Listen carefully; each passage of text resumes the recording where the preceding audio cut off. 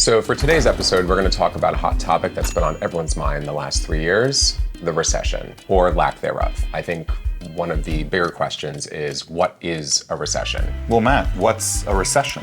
So the textbook definition of a recession is negative GDP growth for the consecutive 2 quarters. GDP obviously being a function of spending, investment, infrastructure, imports, and exports. Unfortunately, we have not had negative GDP growth for any consecutive quarters, or any quarters for that matter. So while everyone keeps saying that it's gonna happen, it still hasn't happened 3 years later. And I think a lot of people need to understand that did happen, it actually might be good for the real estate industry. When times like this occur, we always say that uncertainty breeds opportunity. And year over year, throughout crisis and challenge, New York has always persevered and has always been a very solid investment. That is true. So while I think that it is important to talk about economic uncertainty and it's important to talk about volatility in the stock market, it's also important to remember that a recession, or lack thereof, does not necessarily mean that there will be a market correction or any catastrophic events happening in New York City. Typically, a recession is categorized by high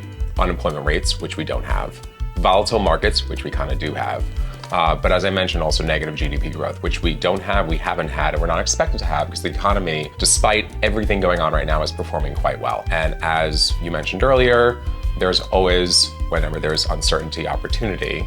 Whenever the markets tend to start getting a little rocky, people tend to park their money in hard assets, i.e. real estate, in resilient markets like New York City. Long story short, there is no recession. And if it's coming, it may breed an opportunity for you as both a buyer or a seller. The news likes buzzwords. They're gonna hook you and tell you a certain story that you want or maybe not want to hear. What's really important is to speak to a broker who can actually tell you what's actually going on in the real estate market and how the other markets are affecting the real estate market here in New York.